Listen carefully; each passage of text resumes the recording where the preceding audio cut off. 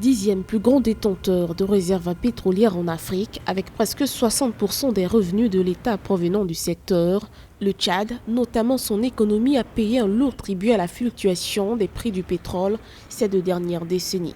L'exécutif veut inverser la tendance. Ainsi, pour la mise en œuvre du plan national de développement 2017-2021, la part belle est faite à la diversification de l'économie.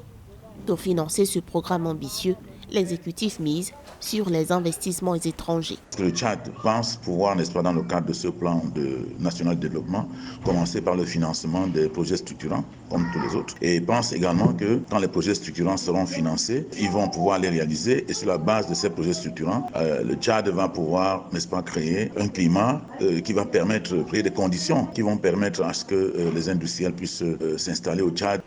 Le coût global de la mise en œuvre du PND 2017-2021 était évalué à 5 538,23 milliards de francs CFA. Le montant comprend les accords et conventions.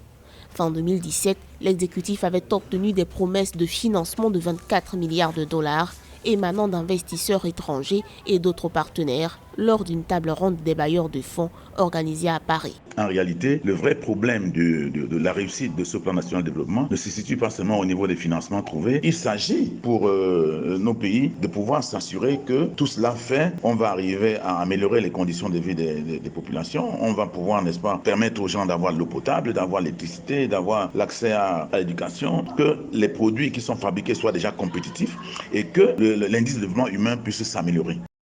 En août 2018, le Tchad s'est doté d'un projet de loi d'orientation agricole en vue d'assurer une croissance viable de l'agriculture qui représente environ 35% du PIB.